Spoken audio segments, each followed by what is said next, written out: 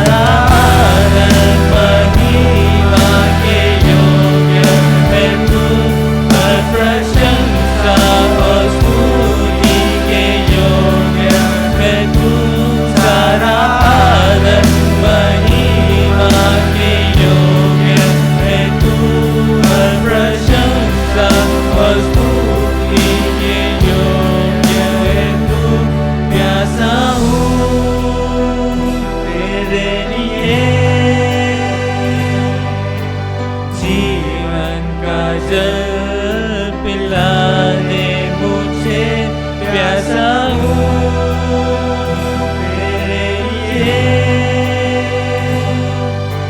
जीवन का जल पिला दे मुझे, तेरे सामने झुका हूँ, तेरे आगे रोता हूँ, मेरे दिल की हर एक बात तू जानता है। तेरी मर्जी मुझमें हो, मेरा हर दिन तेरा हो, यीशु तेरे लिए मैं जीऊँगा, यीशु तेरे लिए मैं जीऊँगा, यीशु तेरे लिए मैं जीऊँगा।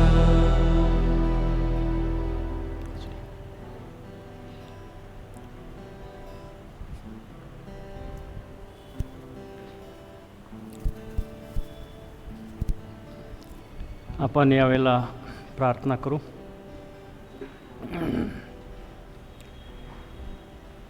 आणि आजची भक्ती आपण देवाच्या हातामध्ये ऑलरेडी दिलेलीच आहे, पण त्याचं वचन वाचण्या अगोदर आपण प्रार्थना करू. त्याचप्रमाणे जे सर्व आपल्या मंडळीमधले दुःखनाईत आहेत, वृद्ध लोक आहेत, त्यांच्यासाठी आपण प्रार्थना करू. हे आमच्या थोर गौरव बापा, तुझ्या नावाला आम्ही धन्यवाद देतो. आम्ही तुझी स्तुती करतो, मान महिमा आणि गौरव, कारण तू आमचा जिवंत प्रभू परमेश्वर देव आहे. किती जरी आम्ही प्रभू तुझी स्तुती आराधना केली, किती जरी वेळ आम्ही गात राहिलो तरी ते अपुरे आहेत, कारण तू अतिशय महान आणि सामर्थ्यवान देव बाप आहे. प्रभुदेव, आमच्या मंडळीमधले जे सर्व वृद्ध लोक आहेत,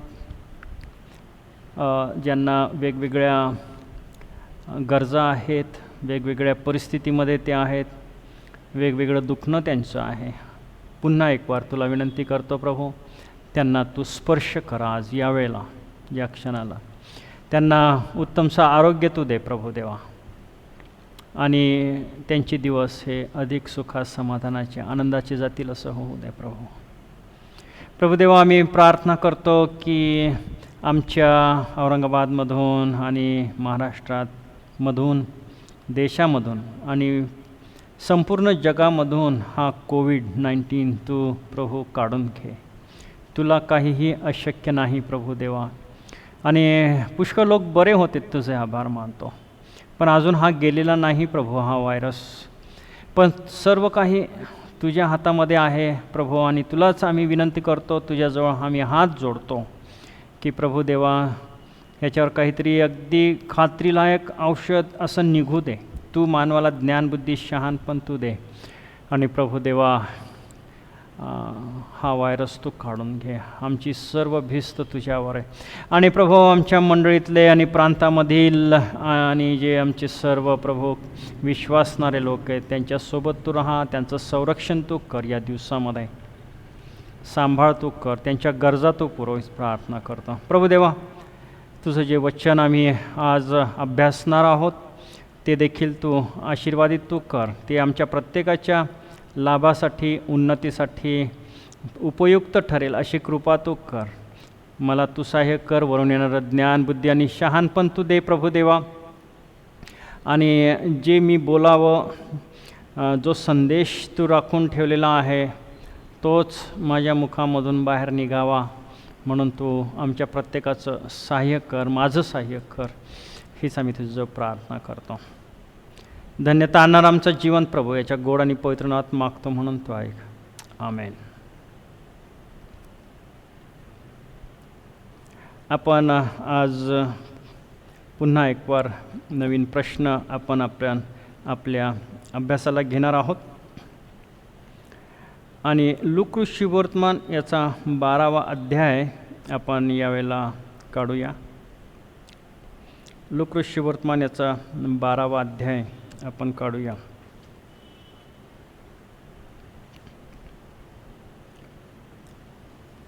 आणि 22 वचनापासून तर पुढे आपण ते आपल्यासमोर उघडं ठेवूया, आपलं लक्ष त्या ठिकाणी लावूया. चिंतेबाबत इशारा असा त्याचा मथळा आहे, शीर्षक आहे, चिंतेबाबत इशारा. आणि 2-3 आठवड्यापूर्वी ब्रदर मनोज आठवले यांनी त्यांच्या संदेशामध्ये शेवटच्या भागामध्ये चिंता काळजी याच्या संबंधाने उल्लेख केलेला आहे. आणि त्यांनी सांगितलं की चिंता करणे एक मानसिक आजार आहे आणि तो आजार आहे, म्हणूनच या ठिकाणी आपल्याला चिंता न करण्यास संबंधाने शिकवलेलं आहे. तर आज आपण जो 25वं वचन आहे, 12वा अध्याय 22पासून तर पुढे आहेच आहे, पण 25वा जे वचन आहे ते वचन प्रश्नार्थक ते वचन आहे. तसेच काळजी करून आपल्या आयुष्याची दोरी हातभर वाढवण्यास तुम्हामध्ये कोण समर्थ आहे. चिंता करून, काळजी करून आपल्या आयुष्याची दोरी हातभर वाढाव्यास तुम्हामध्ये कोण सामर्थ्यवान आहे काय? नाही, कोणीच नाही. तुम्ही आणि मी ते काय करू शकत नाही. चिंता करून आम्ही आमच्या आयुष्याची दोरी किंवा आमचं आयुष्य वाढवू शकत नाही. तर मला तर असं म्हणावं लागेल की चिंता केल्याने उलट आमच्या आयुष्याची दोरी कमी होईल. कारण काय, चिंता केल्याने BP वाढतं, टेन्शन येतं, झोप लागत नाही आणि भूक लागत नाही आणि अशा प्रकारच्या अनेक गोष्टी होऊ शकतात, नाही का नाही. पण देवाच्या वचनामध्ये आम्हाला सांगितलेलं आहे, चिंता करू नका. तुम्ही चिंता केल्याने काहीही होत नाही. मग चिंता करायची कशाला? जर काही होतच नाही तर चिंता करायची कशाला, हा प्रश्न आहे. आणि पुढे काय म्हटलेलं आहे 26व्या वचनामध्ये, भूकमळे कशी वाढतात हे लक्षात आणा. ती कष्ट करीत नाहीत व कातीतही नाहीत. मी तुम्हा सांगतो, शल्मोन देखील आपल्या सर्व वैभवात त्यातल्या एकासारखाही सजला नव्हता. त्याच्या अगोदर 26व्या वचनामध्ये, यास्तव अति लहान गोष्ट देखील तुमच्याने होत नाही, तर वरकड गोष्टीविषयी का काळजी करीता. लहान गोष्ट देखील तुमच्या हाताने होत नाही किंवा तुमच्याने होत नाही, तर मग वरकड गोष्टीविषयी का काळजी चिंता करता. आज आपला विषय तुमच्या लक्षामध्ये आलेला असेल. प्रश्न आपल्यासमोर आहे 25 आणि 26 या 2 वचनामध्ये, आणि 27वें वचन देखील आपण वाचलेलं आहे. तर जी भूकमळे कशी वाढतात हे तुमच्या लक्षात येऊ द्या. ते कष्ट करत नाहीत व कातीतही नाहीत. मी तुम्हाला सांगतो, शल्मोन देखील आपल्या सर्व वैभवात त्यातला एकासारखाही सजला नव्हता. मग याचा अर्थ इथं त्या वचनामध्ये भूकमळे कशी वाढतात हे लक्षात आणा, ती कष्ट करत नाहीत व कातीतही नाहीत. याचा अर्थ असा नाही की आम्हाला कष्ट करायचे नाही, घरी बसायचं आणि काळजी चिंता करायची नाही आणि देवबाप होम डिलिव्हरी देईल तुम्हाला आणि मला, असा त्याचा अर्थ नाही. त्याचा अर्थ हा आहे की देव जर त्यांची काळजी घेतो, ते इतके सुखी आहेत सर्व गोष्टीमध्ये, ते व्यवस्थित आपल्याला दिसतात. 27व्या ह्याच्यामध्ये जर वाचलं तर, आणि पुढे काय म्हटलेलं, शल्मोन देखील आपल्या सर्व वैभवात त्यातल्या एकासारखाही सजला नाही. मग पुढे 28व्या वचनामध्ये, रानातले गवत जे आज आहे ते उद्या भट्टीत पडते, त्याला जर देव असा पोशाख घालतो, तर अहो अल्पश्रद्धावान जन हो, तो किती विशेष करून तुम्हास घालील. याचा अर्थ काय आहे की आम्ही काय खावे, काय प्यावे, काय वस्त्र घालावेत, काय नाही, याची चिंता करीत बसतो. आणि त्या चिंता केल्याने आणि आमच्या संसारातल्या इतर गोष्टीची आम्ही चिंता केल्याने आम्हाला काही मिळत नाही. पण इथं काय म्हटलेलं आहे, तर अहो अल्पश्रद्धावान जन हो, तो किती विशेष करून तुम्हास घालील. याचा अर्थ हा आहे की आमची जी श्रद्धा आहे, आमचा जो विश्वास आहे, हा देवावर नसून जगिक गोष्टींवर आहे. अल्प श्रद्धावान म्हटलेलं आहे, अल्पविश्वासू असं म्हटलेलं आहे. तर आपण जर मत्ते 6 आणि 33 ही वचन जर बघितलं, तर त्या ठिकाणी म्हटलेलं आहे की तुम्ही पहिले त्याचे राज्य व त्याची धार्मिकता, नीतिमत्व ही मिळवण्याची खटपट करा, म्हणजे देव ह्या सर्व गोष्टी तुम्हाला पुरविल.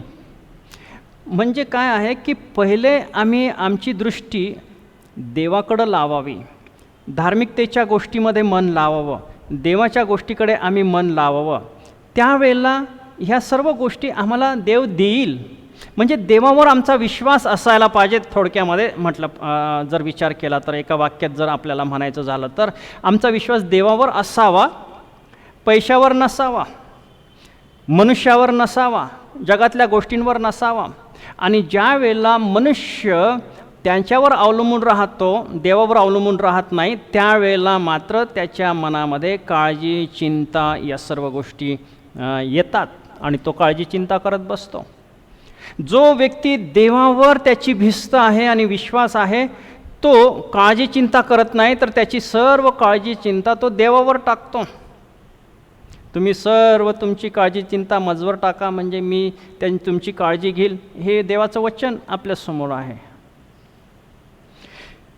आपण काही गोष्टी त्याच्यामध्ये बघूया. जर डिक्शनरीमध्ये जर आपण पाहिलं, ऑक्सफोर्ड डिक्शनरीमध्ये, तर त्याचा शब्दाचा अर्थ वरी या शब्दाचा अर्थ give way to anxiety, let the mind dwell on trouble. Let the mind dwell on trouble. ज्या वेळेला आमचं लक्ष आमच्या समस्येकडे, ट्रबलकडे किंवा जगिक गोष्टींकडे किंवा दैहिक गोष्टीकडे ज्या वेळेला होतं, त्यावेळेला आमच्या मनामध्ये त्या काळज्या, चिंता काय होतात, उद्भवतात. Dwell on trouble. पण ज्या वेळेला when we dwell on God, he takes care.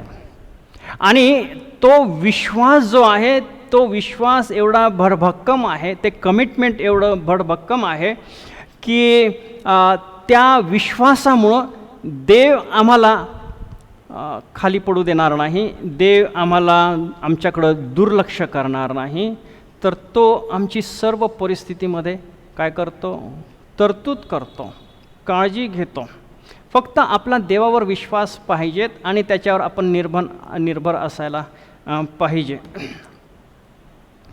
पुष्कळशा वेळेला आम्ही आमचं लक्ष आमच्या परिस्थितीकडे केंद्रित करतो आणि देवाकडे नाही. आम्ही परिस्थितीकडे पाहतो आणि आम्हाला काळजी, चिंता वाटते, कारण आम्ही परिस्थितीकडे पाहतो. पेत्र ज्या वेळेला नावेमध्ये होता, शिष्य होते आणि प्रभू येशू ख्रिस्त पाण्यावरून चालत येत होता, त्यावेळेला त्याला असं वाटलं की मला पण पाण्यात यावं आणि मी पण चालावं. आणि प्रभू येशू ख्रिस्ताला ज्या वेळेला त्याने सांगितलं, विचारलं, त्यावेळेला प्रभू येशू ख्रिस्त म्हणाला, इथं ये. आणि सुरुवातीला तो पाण्यावर चालला ज्या वेळेला तो प्रभू येशू ख्रिस्ताकडं पाहत होता त्यावेळेला.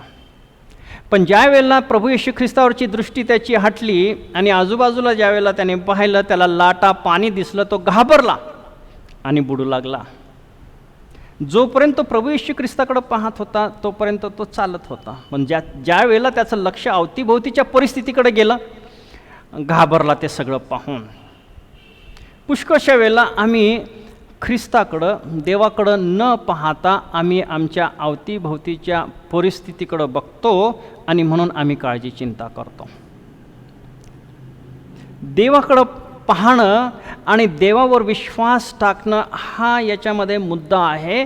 आणि त्या विश्वासामुळं आम्ही देवावर निर्भर असतो आणि त्यामुळं देव आम्हाला आमच्या सर्व परिस्थितीमध्ये चालवतो.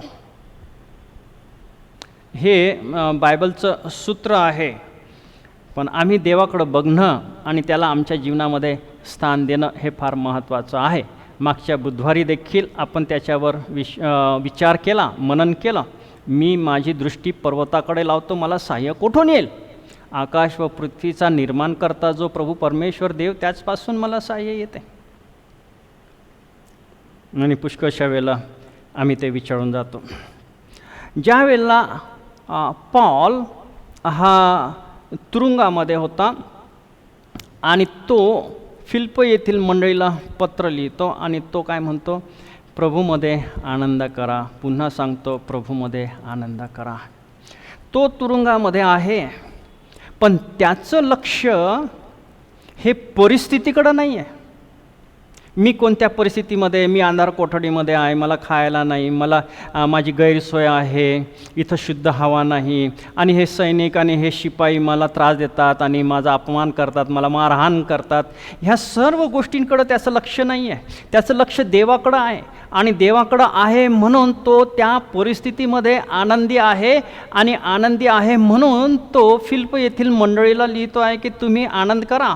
पण तो आनंद कशामध्ये? प्रभूमध्ये तो असावा, हे तो सांगत आहे. आणि म्हणून ज्या ठिकाणी काळजी आणि चिंता आहे त्या ठिकाणी आनंद, ती व्यक्ती आनंदी असू शकत नाही. का? कारण त्याच्या मनामध्ये निस्ती काळजी आणि चिंता आहे. तोच व्यक्ती आनंदी राहू शकतो ज्याचं लक्ष हे देवाकडं लागलेलं आहे, परिस्थितीकडं नाही. पुष्कळशा वेळेला आम्ही ख्रिस्ती लोक देखील परिस्थितीकडे लक्ष देतो, आमच्या समस्यांकडे लक्ष देतो. काय खावं, काय प्यावं, काय ह्याच्याकडं आमचं सर्व लक्ष असतं. आणि मग ती काळजी आणि चिंता आमच्या मनामध्ये येते आणि देव जो आहे त्याला तिथं स्थान नाही आहे. पण मला सांगू द्या की ह्या सर्व परिस्थितीमध्ये जर आम्ही देवाकडं आमचं कॉन्सन्ट्रेशन जर असेल, आमचं देवाला समर्पण असेल आणि सर्व काळजी चिंता आम्ही त्याच्या हातामध्ये टाकलेली जर असेल, तर तो योग्य वेळी, योग्य प्रमाणामध्ये, योग्य ठिकाणी, योग्य व्यक्तीकडून तुमची गरज भागवेल. मग ती कोणतीही असेल, आध्यात्मिक असेल, शारीरिक असेल, कपड्या लत्त्या संबंधाने असेल, खाण्यापिण्या संबंधाने असेल, कोणतीही ती असेल, सर्व बाबतीमध्ये.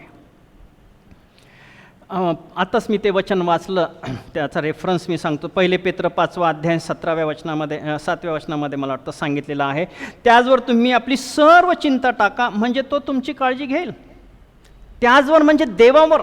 जोपर्यंत आम्ही देवावर काळजी आणि चिंता आमची टाकणार नाही, तोपर्यंत तो ती काळजी घेणार नाही. It is that simple. तुम्ही तुमची काळजी देवावर टाका, म्हणजे त्याच्या अगोदर नाही.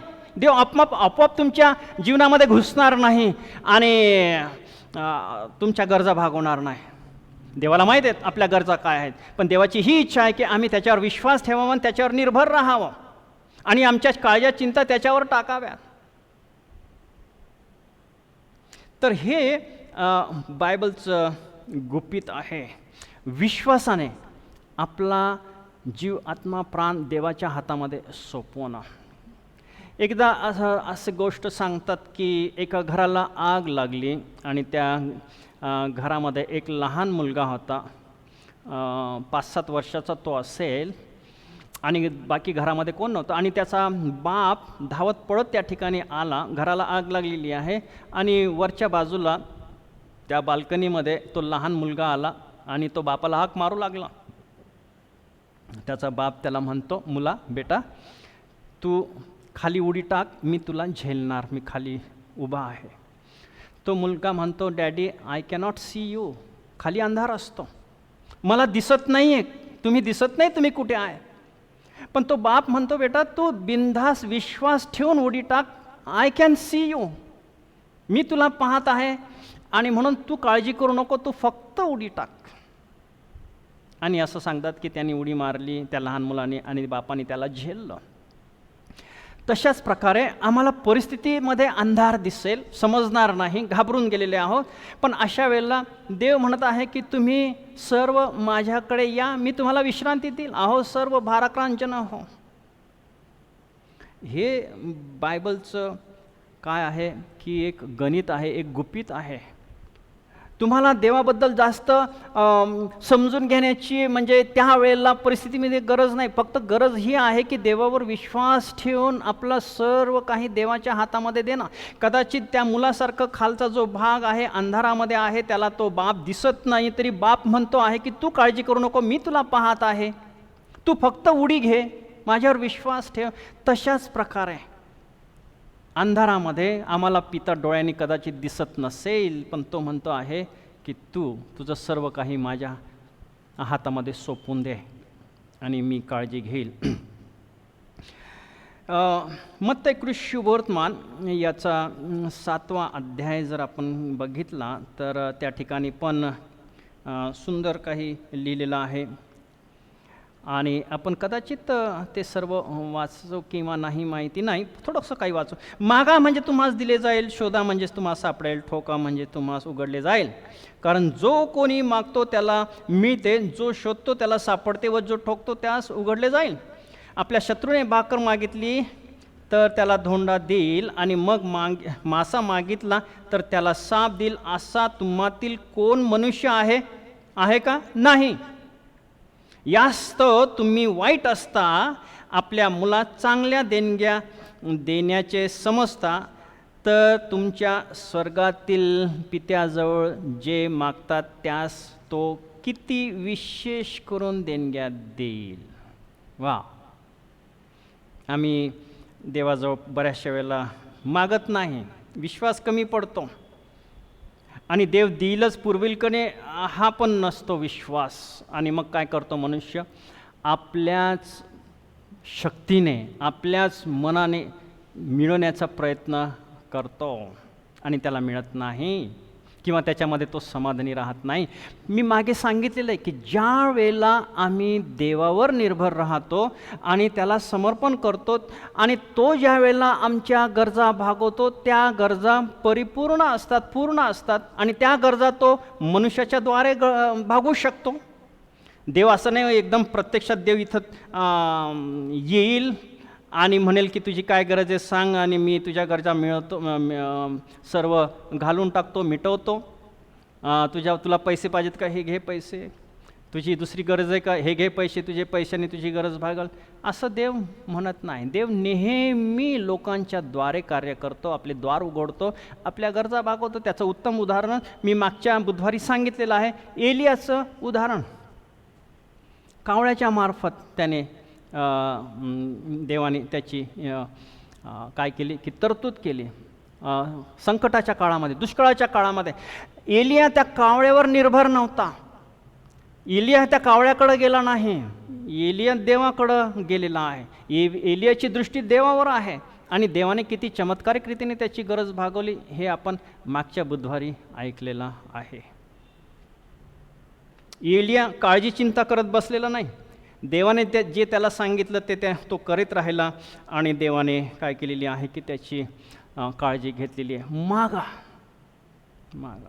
म्हणजे तुम्हास मिळेल. आम्ही मागत नाही.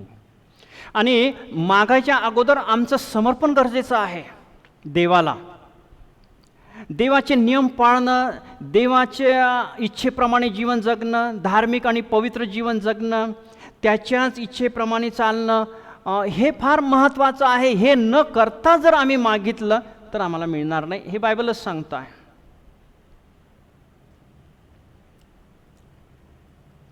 चिंता जे मागच्या 2 बुधवारी ब्रदर मनोज आठवले यांनी त्यांच्या शेवटच्या भागामध्ये उपदेशाच्या सांगितलेलं आहे की चिंता करणे हा मानसिक आजार आहे. बायबलही सांगतं आहे की जणू का हे एक प्रकारचं पाप आहे, कारण आम्ही देवावर विश्वास ठेवत नाही, आमचा विश्वास कमी पडतो, आम्ही आमच्या अवतीभोवतीच्या परिस्थितीकडे बघतो.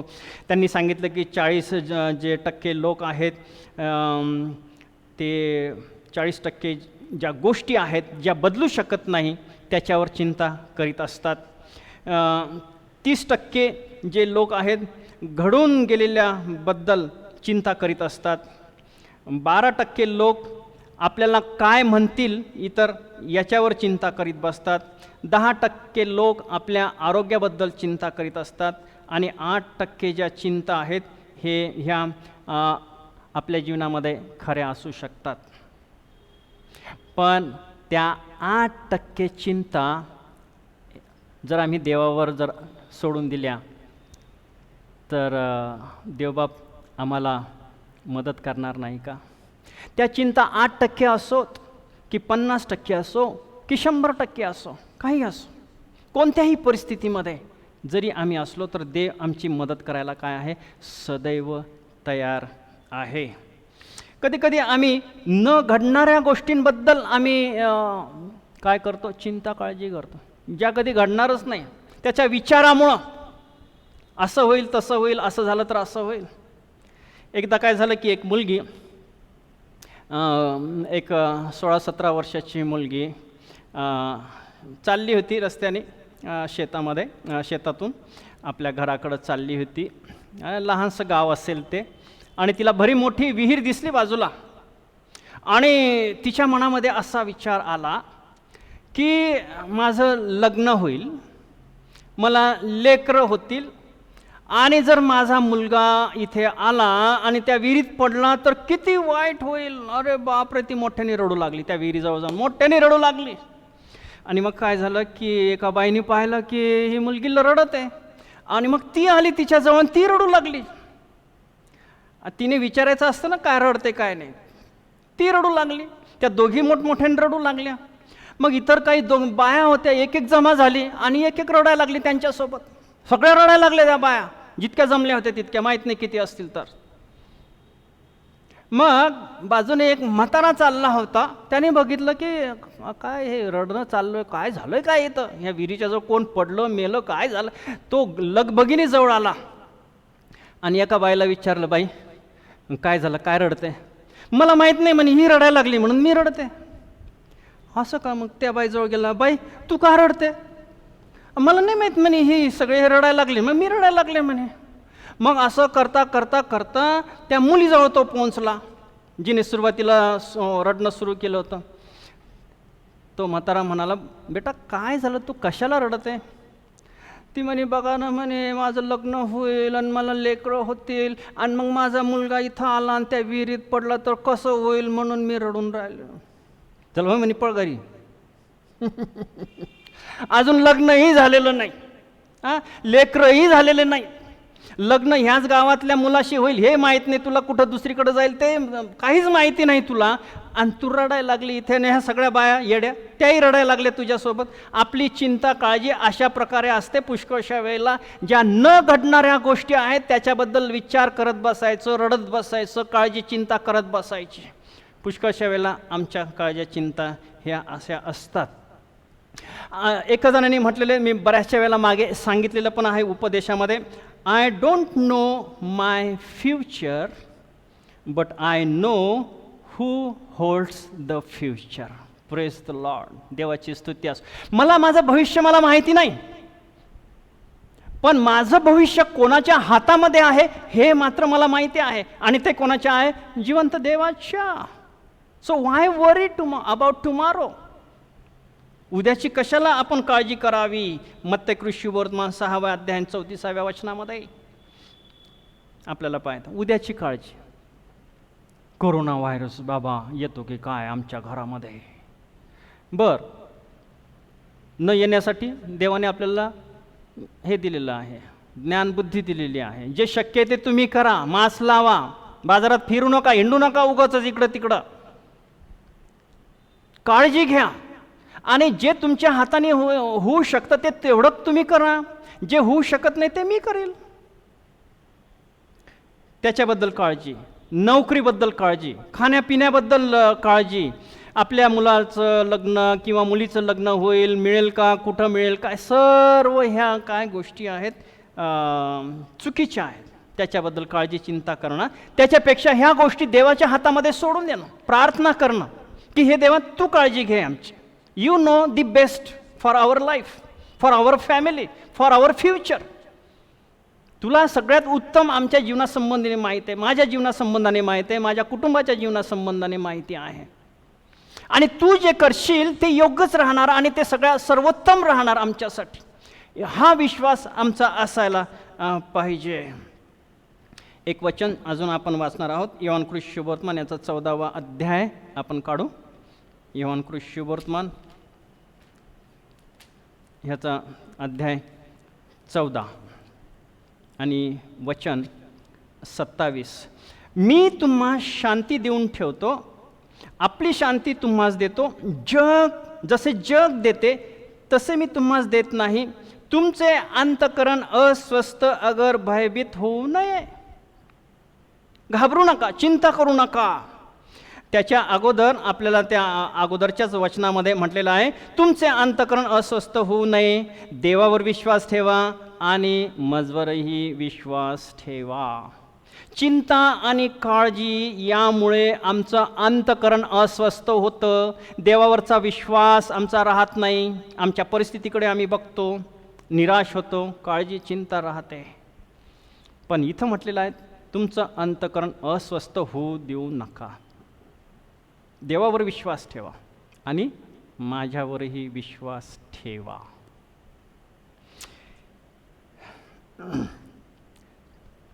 पुष्कळशा वेळेला मनुष्य स्वतःची काळजी स्वतःच घेण्याचा प्रयत्न करतो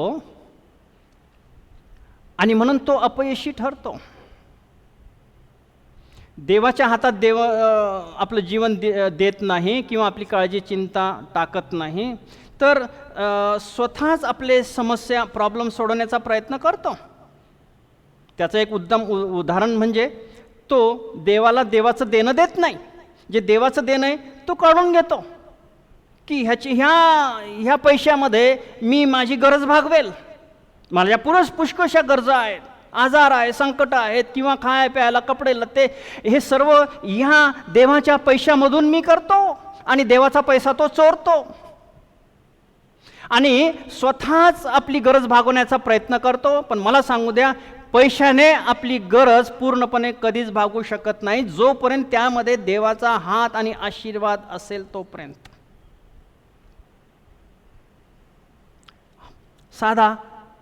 साधी ती बाब आहे की लोक त्यांचा पूर्ण दशांश का देत नाहीत, कारण त्यांना असं वाटतं की या पैशाने मी स्वतः माझी गरज भागवू शकतो. पण तेच आम्ही देवाच्या आज्ञा पाळून जे देवाचं देवाला देतो, देवाच्या हातामध्ये दिलेलं आहे, मग देवाची प्रार्थना, हे देवा तू मला चालव, तू मला जर या परिस्थितीमधून जायची तुझी जर इच्छा असेल तर मी तयार आहे. मग ती कठीण परिस्थिती जरी असेल तरी चालेल. पॉल म्हणतो की सर्व परिस्थितीमध्ये मी समाधानी आहे. गरिबीमध्ये, श्रीमंतीमध्ये सर्व मला ट्रेनिंग मिळालेलं आहे. कोणत्याही परिस्थितीमध्ये, ज्या परिस्थितीमध्ये देवाने मला ठेवलेलं आहे त्या परिस्थितीमध्ये मी समाधानी राहण्यास शिकलेलो आहे. देवाची स्तुती असो.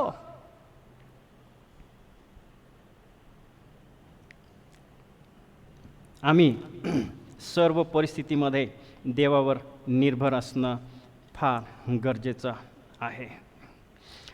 हा जो विषय आहे, खरोखर हा विषय विस्तृत आहे. पुष्कळ काही आपण बोलू शकतो त्याच्याबद्दल. पण आज आपल्याला थोडक्याच गोष्टीवर आपलं लक्ष केंद्रित करायचं आहे. मगाशी मी पावलाचं उदाहरण दिलेलं आहे. या ठिकाणी एक अजून मी इलस्ट्रेशन सांगणार आहे, उदाहरण सांगणार आहे की जॉन वेस्ले त्यांच्या मित्राबरोबर चालत होते आणि त्यांचा मित्र हा फार वरीड होता, फार काळजी चिंतेमध्ये होता. आणि जॉन वेस्ले त्यांच्याबरोबर चालत असताना त्यांनी विचारलं की काय एवढा तू चिंतेत आहे, काय झालेलं आहे. त्यांनी त्यांची परिस्थिती सांगितलेली आहे. आणि मग जॉन वेस्ले थांबले बोलता बोलता आणि त्यांचं लक्ष बाजूच्या एका शेताकडं गेलं. आणि त्या शेताच्या बाजूला एक घर होतं आणि त्या ठिकाणी जनावरं होते आणि एक भिंत होती. त्या भिंतीच्या वरून ती गाय तोंड काढून पुढे पाहत होती. जॉन वेस्लीने त्याला सांगितलं की ती गाय बघितली का तू? ते होय. त्या भिंतीच्या वर करून पलीकडचं पाहत आहे ती. ते म्हणाले होय, पलीकडचं पाहत आहे. जॉन वेस्ले त्याला म्हणाला की ती भिंतीमधून का पाहू शकत नाही, कारण भिंत बांधलेली आहे आणि भिंतीच्या थ्रू आपण पाहू शकत नाही, म्हणून ती भिंतीच्या वरून पलीकडे पाहत आहे, म्हणजे तिला पलीकडचा जो सर्व परिसर आहे तो दिसतो आहे. आणि मग त्यांनी सांगितलं की तुझ्या ज्या समस्या आहेत, तुझी जी काळजी चिंता जी आहे ह्या भिंतीसारखी आहे, पण तुला त्या भिंतीच्या पलीकडं बघायचं आहे. त्या भिंतीच्या पलीकडं काय आहे, तर प्रभू परमेश्वर देव आहे. तू त्या भिंतीकडं पाहून काही साध्य करू शकत नाही. ती भिंत म्हणजे जणू काय तुझ्या जीवनामधील काळजी चिंता आणि समस्या ह्या सर्वांची ती भिंत आहे. तू त्या भिंतीकडे पाहत आहे आणि तू निराश झालेला आहे, पण भिंतीच्या पलीकडे म्हणजे आमच्या समस्या, आमचे काळजी चिंता ह्याच्या पलीकडे जो जिवंत देव आहे त्याकडे जर आम्ही बघितलं तर निश्चितच आमचे जे प्रश्न समस्या काळज्या चिंता आहेत त्यावर आम्ही मात करू शकतो.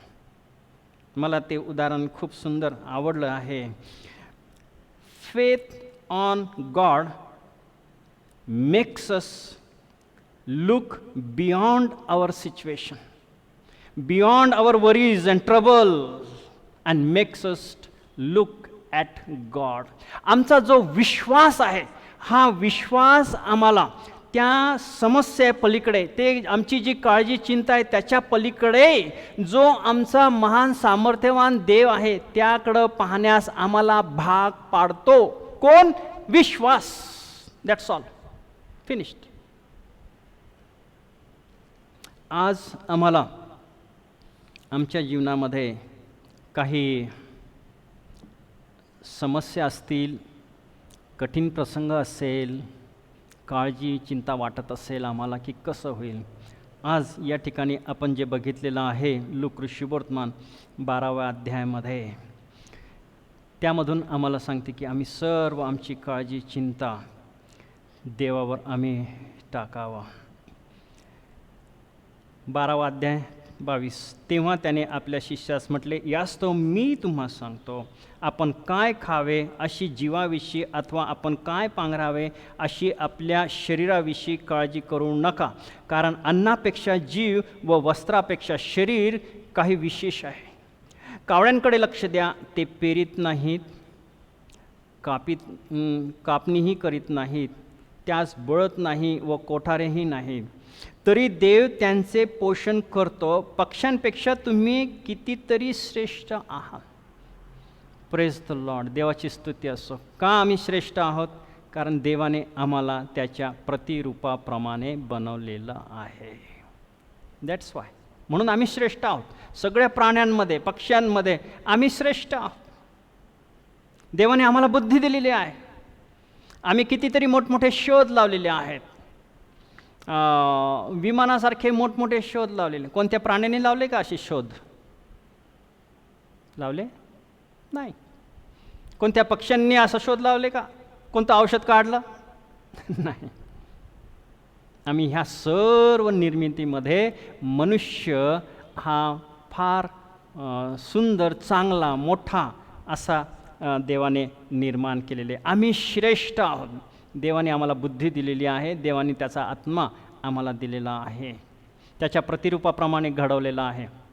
म्हणून तुम्ही बघा, आता कितीही मोठा जगामधला प्राणी असो, वाघ असो, सिंह असो, कोणताही प्राणी, यू नेम इट, त्याच्यावर मनुष्याने प्रभुत्व मिळवलेलं आहे. प्रभुत्व मिळवलेलं नाही. तसा पाहिलं ना तर मनुष्य जसा एखाद्या वाघाच्या समोर गेला ना तर त्याचा भक्ष्य एका मिनिटामध्ये तो त्याला खलास करू शकतो. असे मोठमोठे अनेक अजून प्राणी आहेत. पण त्या सर्व प्राण्यांना त्यांनी आपल्या कह्यात ठेवलेला आहे, कारण देवाने मनुष्याला जे बनवलेलं श्रेष्ठ बनवलेलं आहे. ज्ञान बुद्धी शहाणपण त्याला दिलेली आहे. आणि आपण कितीही त्याचं वर्णन करत बसलो तरी ते पुरेसं होणार नाही. मग आपण पुढे वाचू 25व्या वचनापासून. तसेच काळजी करून आपल्या आयुष्याची दोरी हातभर वाढाव्यास तुम्हासील कोण श्रेष्ठ सामर्थ्य आहे. कोणीच नाही. आपण बघत आहोत त्याबद्दल. यास्तव अति लहान गोष्ट देखील तुमच्याने होत नाही, तर वरकड गोष्टीविषयी का काळजी चिंता करिता? भूकमुळे कशी वाढतात हे लक्षात आणा. ती कष्ट करीत नाहीत व कातीतही नाहीत. मी तुम्हाला सांगतो, शल्मोन देखील आपल्या सर्व वैभवात त्यातला एकासारखाही सजला नव्हता. रानातील गवत जे आज आहे ते उद्या भट्टीत पडते. त्याला जर देव असा पोशाख घालतो, तर अहो अल्पश्रद्धावान जन हो, तो किती विशेष करून तुम्हास घालील. तसेच काय खावे किंवा काय प्यावे यामागे लागू नका. अगर अस्वस्थ चित्त असू नका, कारण जगातील राष्ट्रे ह्या सर्व गोष्टी मागे लागतात, परंतु तुम्हास त्याची गरज आहे हे तुमच्या पित्यास ठाऊक आहे. जगातील राष्ट्रे, जगातील लोक ह्या सर्व गोष्टीच्या पाठीमागे लागतात. कोणत्या? ह्या जगातील पैसा, अडका, पद, चैनीच्या वस्तू, सर्व जगिक गोष्टी. परंतु तुम्हास त्याची गरज आहे हे तुमच्या पित्यास ठाऊक आहे. God knows your need. तुमच्या गरजा माहिती आहे. पण देवाची इच्छा आहे की त्याच्या लेकरांनी देवाजवळ, स्वर्गीय पिताजवळ मागावं. जर आम्ही मागत नाही तर त्याचा अर्थ हा आहे की आम्ही आमच्या शक्तीवर, आमच्या पैशावर, आमच्या कर्तबगारीवर अवलंबून राहतो आणि आम्हाला असं वाटतं की हे सर्व आम्ही ह्या पैशामुळं मिळवू शकतो. हे सर्व आम्हाला मिळू शकतं असं आपल्याला वाटतं. पण पैसा अडका आमच्या गरजा भागू शकत नाही पूर्णपणे, हे आपल्याला माहिती आहे नाही का? त्याच्याबद्दल आपण बोललेलो आहे. पित्याची इच्छा आहे की आम्ही त्याच्याकडं मागावं. मग काय मागावं? आमच्या शारीरिक गरजा मागाव्यात, याच्यामध्ये काही वाईट नाही बरं का. बरं होण्यासाठी, आरोग्यासाठी मागावं. पण त्याहीपेक्षा महत्त्वाचं म्हणजे आमच्या आध्यात्मिक जीवनासाठी आम्ही मागितलं पाहिजे. आध्यात्मिक जीवनासाठी आम्ही मागितलं पाहिजे आणि त्या सर्व गोष्टी आम्हाला देव पुरवेल, हे आपण मगाशीच बघितलेलं आहे. आणि म्हणून शेवटचं मी वचन वाचतो आहे, 33वे वचन, 12वा अध्याय. जे तुमचे आहेत ते विकून दानधर्म करा, जीर्ण न होणाऱ्या थैल्या, तसेच स्वर्गातील अक्षय धन आपणासाठी करून ठेवा. तेथे चोर येत नाही व कसर लागत नाही. जेथे तुमचे धन आहे तेथे तुमचे मनही आहे. म्हणून पृथ्वीवरच्या गोष्टी बघून, आपली परिस्थिती बघून त्यावर चिंता करीत बसू नका. देवावर निर्भर राहावं, देवावर सर्व आपला भार टाकावा, म्हणजे तो आपली काळजी घेतो. आणि ज्या वेळेला आम्ही या पृथ्वीवर राहून देवावर निर्भर राहतो, त्यावेळेला या संकटामधून, या परिस्थितीमधून आम्हाला देव काढल्याशिवाय राहत नाही, चालवल्याशिवाय राहत नाही. फक्त विश्वास पाहिजे. तो विश्वास आमचा कमी पडतो. म्हणून आम्ही देवावर निर्भर न राहता आम्ही स्वतःच्या अवतीभोवती परिस्थितीकडे बघतो आणि आम्ही काळजी चिंता करत बसतो की ज्याने आमचं काहीच होऊ शकत नाही. पण त्याच काळज्या चिंता आम्ही देवाच्या हातामध्ये दिल्या तर त्या सर्व तो घेऊन आमचे मार्ग तो मोकळे करतो. किती सुंदर हे तत्त्व आहे, ही बाब आहे नाही का? ही काळजी चिंता आम्ही करत बसण्यापेक्षा देवा हे आम्ही तुझ्या हातामध्ये देतो, कारण तू मोठा आहे, महान आहे, देव आहे, तुला सगळं समजतं. आमच्या जीवनामध्ये काय उत्तम असायला पाहिजेत, काय नाही, आम्हाला काही समजत नाहीत. ही माझी काळजी चिंता आहे, हे माझे कन्सर्न्स आहेत, ह्या माझ्या गरजा आहेत, हे तू घे आणि जसं तुला वाटेल तसं तू आम्हाला दे आणि चालो. आम्ही ॲक्सेप्ट करायला तयार आहे. आणि ज्या वेळेला देव आम्हाला त्याच्या भांडारामधून चटणी भाकर देईल आशीर्वादित, ती आमच्यासाठी सर्वोत्तम राहणार आहे. आणि त्याच्यामध्येच काय आहे?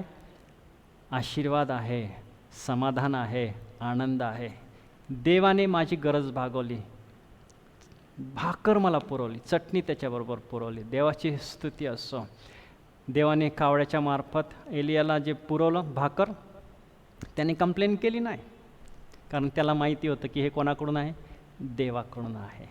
आणि जे देवाकडून आहे त्याच्यामध्ये भरपूरता आहे, आशीर्वाद आहे, सुख आहे, समाधान आहे आणि तेच आमच्या जीवनासाठी सर्वोत्तम आहे. देवबाप करो तुम्हा सर्वांना आशीर्वाद देव. प्रार्थना करूया.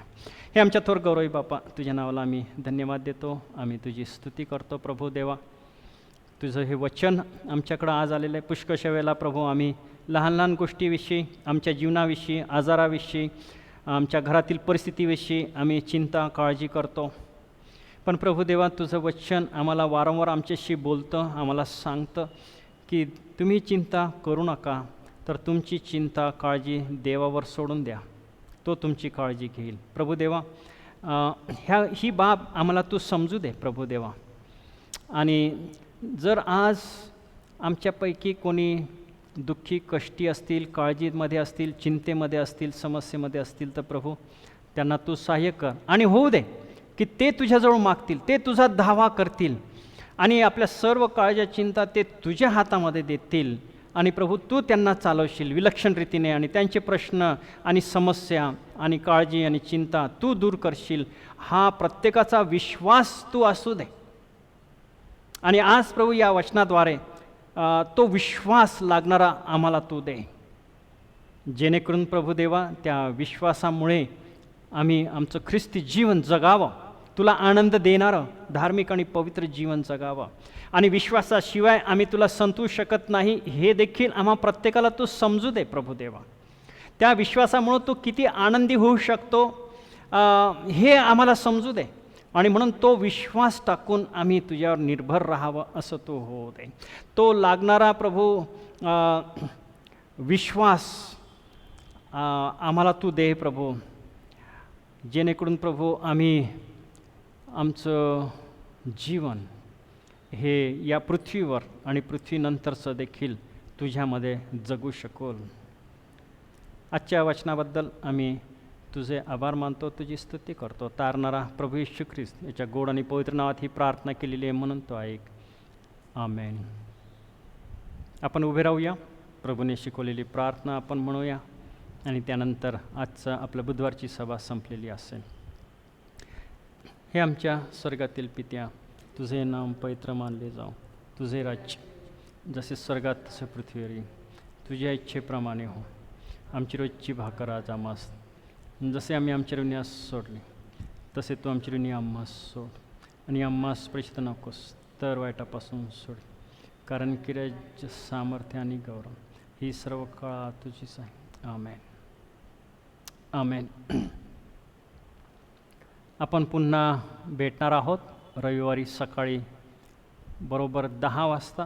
तोपर्यंत सर्व सुरक्षित राहा, आनंदी राहा आणि देवबाप करो तुम्हा सर्वांना या दिवसामध्ये आशीर्वाद देव. बाहेर फिरू नका, बाहेर करोना बसलेला आहे खूप. दर दिवसाला 400 ते 500 पेशंट औरंगाबादमध्ये वाढत आहे. आजच मला एका अधिकृत सूत्राकडून समजलेलं आहे. म्हणून आता जास्त काळजी घ्या आणि जपून राहा. शक्य असेल तर घरातच राहा आणि सुरक्षित राहा. ओके, ठीक आहे. Bye bye. भेटूया रविवारी.